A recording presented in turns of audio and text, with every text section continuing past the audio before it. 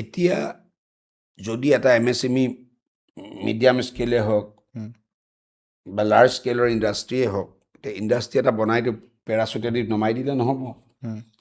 Industry এটা কৰিবলৈ বা উদ্যোগ এটা কৰিবলৈ তাৰ মাৰ্কেট লিংক আপ কৰিবলৈ এটা চেইন লাগিব।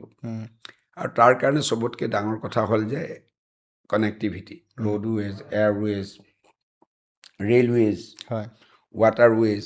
এতিয়া আপুনি নিজেই চাওকচোন, আজি 10 বছৰ আগতে লখিমপুৰৰ পৰা গুৱাহাটী যোৱা ৰাস্তাটোৰ অৱস্থা কি আছিলে? এতিয়াতো আমি 4 লেনলৈ DPR হৈ আছে, অলপ গহপুৰৰ পৰা কোলাজানলৈকে আছে, এইখিনিও আমি কাম অহা বছৰ আৰম্ভ কৰিব পাৰিম। হ'লেও প্ৰায় 6-7 ঘণ্টাত গুৱাহাটী পাই যায়। এতিয়া 5 ঘণ্টা লাগে, মইতো অহা যোৱা কৰি থাকোঁ। ৰেলৱে লাইনটো কি আছিলে? কাঠৰ ট্ৰেইন এখন আছিলে, মিটাৰ গজ ট্ৰেইন আছিলে। এতিয়া ব্ৰডগজ হৈ আমি ইলেক্ট্ৰিক ট্ৰেইন কৰিছোঁ। এয়াৰপৰ্টটো আমি ধুনীয়া, আজি ফ্লাইং স্কুল এখন ইণ্ডিয়াৰ কেইখন ফ্লাইং স্কুল আছে? এখন লখিমপুৰত আছে। গতিকে প্ৰথমতে কাঠামটো বনাব লাগিব, ষ্ট্ৰাকচাৰটো।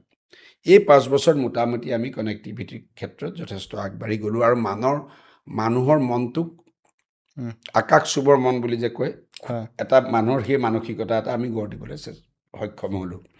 ভগৱানে কৰিলে যদি আকৌ ডক্টৰ হিমন্ত বিশ্ব শৰ্মা ডাঙৰীয়াৰ চৰকাৰ আহে আৰু চৰকাৰখনত কণ্ট্ৰিবিউট কৰিব পৰা সক্ষমতাখিনি যদি জনসাধাৰণে বা মোৰ দলে দিয়ে, তেতিয়া মোৰ অহা বাৰত মোৰ পৰিকল্পনা আছে যে এমপ্লয়মেণ্ট ইছ্যু অলপ এড্ৰেছ কৰা।